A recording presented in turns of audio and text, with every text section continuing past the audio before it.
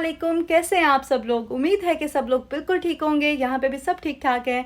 और आज मैं आपके साथ शेयर कर रही हूँ अपनी मॉर्निंग रूटीन। तो मैं सुबह उठती हूँ तकरीबन 4 सवा 4 बजे।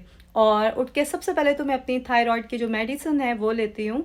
तो ये एम्प्टी स्टमक लेनी होती है। तो मैं रात में 10 बजे के बाद ना कुछ भी नहीं खाती हूँ। और ये मैं लेती हूँ, उसके आधे से पौने घंटे के बाद मैं सहरी करती हूँ। यहाँ पे आजकल फजर की अजान होती है 5:40 पे, तो अच्छा खासा टाइम होता है मेरे पास। मैं पहले अपने हस्बैंड के लिए सहरी बनाती हूँ, उसके बाद अपनी बनाती हूँ, क्योंकि हम दोनों का जो मेन्यू है ना वो बिल्कुल डिफरेंट है। और बस 2 लोगों की सहरी बनानी होती है। बच्चे तो रोज़ा रखते नहीं हैं क्योंकि फ़र्ज़ नहीं है अभी उन पे, और छुट्टी वाले दिन उनको शौक़ होता है, तो मैं उनको अप्रिशिएट करती हूँ। छुट्टी वाले दिन अमान आयतल दोनों रोज़ा रखते हैं। तो जब बच्चों ने सहरी करनी हो फिर मैं थोड़ा अर्ली उठ जाती हूँ। अदरवाइज़ 4:30 पे भी उठ जाओ ना तो ईज़िली मैनेज हो जाता है। अच्छा, एक चीज़ मैंने नोटिस की है, हम जब सहरी बनाने के लिए उठते हैं तो इस टाइम हम फ्रेश होते हैं, मतलब बिल्कुल भी लेज़ी फील नहीं होता, नींद नहीं आ रही होती। हालांकि बेड से उठते साथ ही हम सीधा किचन में आते हैं।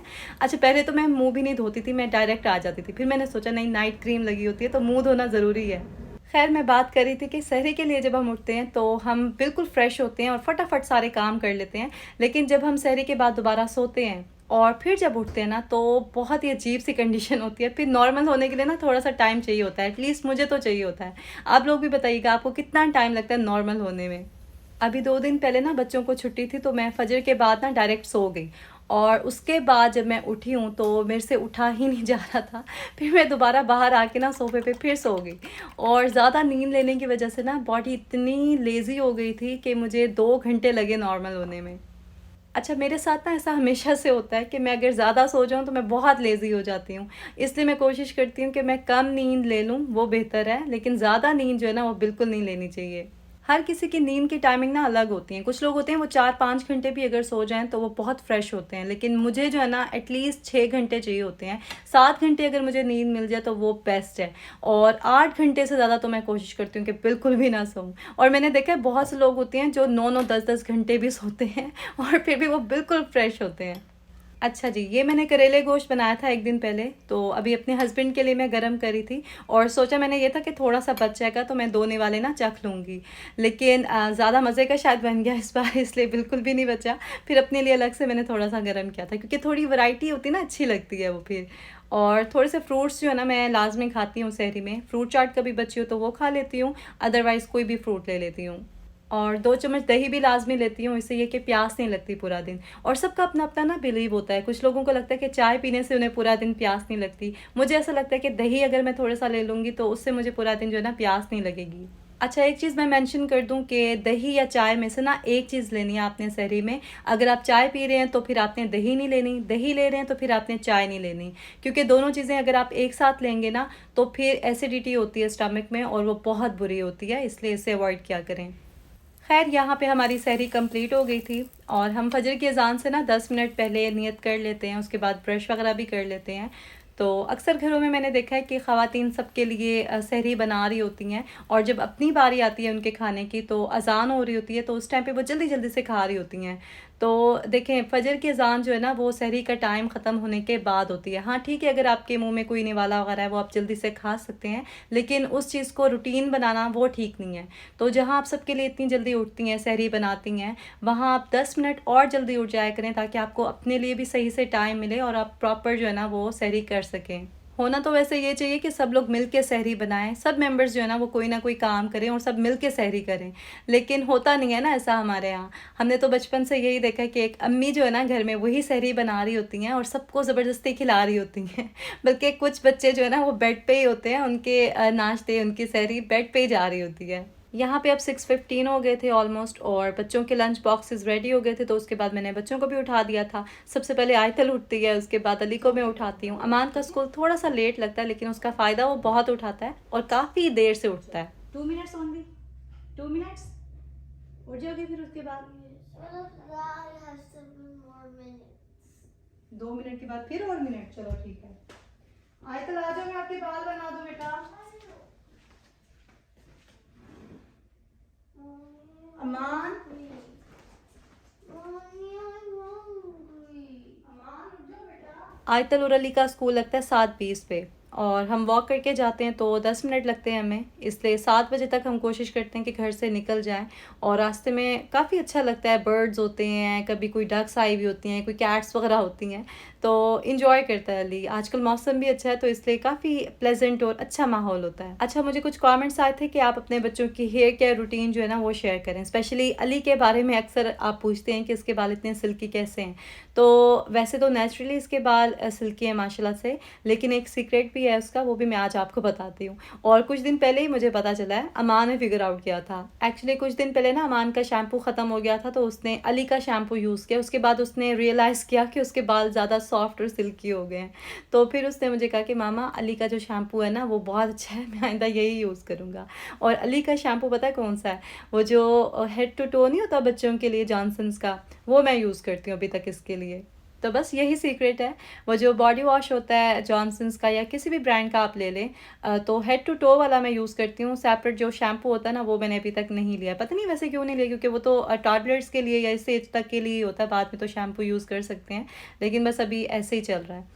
और आयतल के जो बाल है ना उनके लिए मैं कोई ख़ास वैसे केयर तो नहीं करती हूँ, ऑयलिंग वगैरह कर देती हूँ कभी, लेकिन वो भी ये बहुत कम ही करवाती है, वंस इन अ वीक ही, मुश्किल से वो भी। बल्कि आयतल के बाल ना आजकल काफ़ी रफ़ हो रहे हैं नीचे से, तो मैं सोच रही थी खुद ही इसकी ट्रिमिंग कर लेती हूँ और बाद में ना प्रॉपर हेयर कट करवा लूँगी।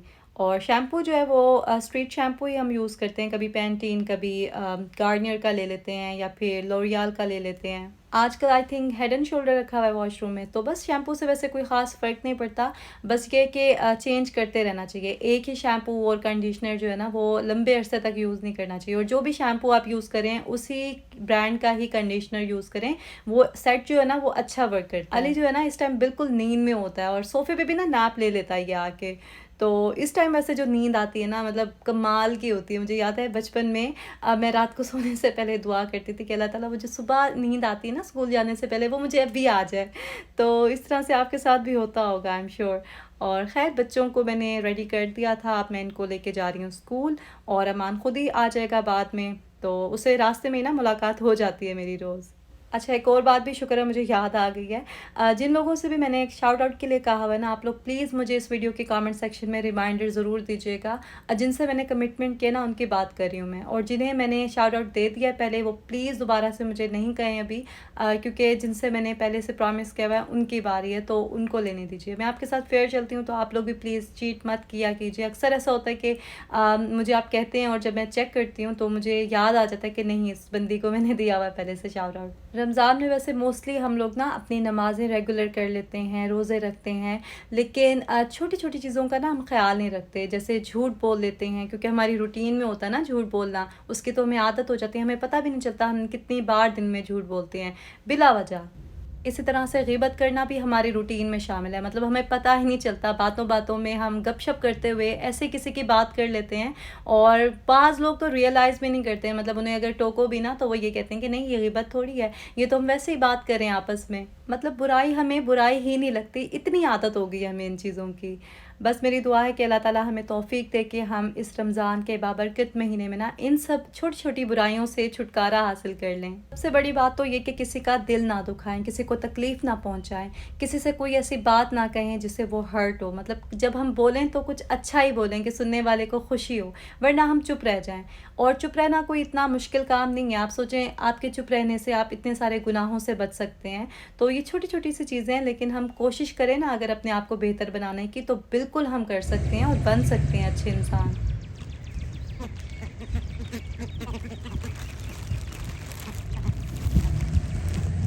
यहाँ पे मैं अभी थोड़ी वॉक कर रही थी, क्योंकि जिम नहीं जाती ना अब मैं, तो इसलिए वॉक थोड़ी ज़्यादा कर लेती हूँ।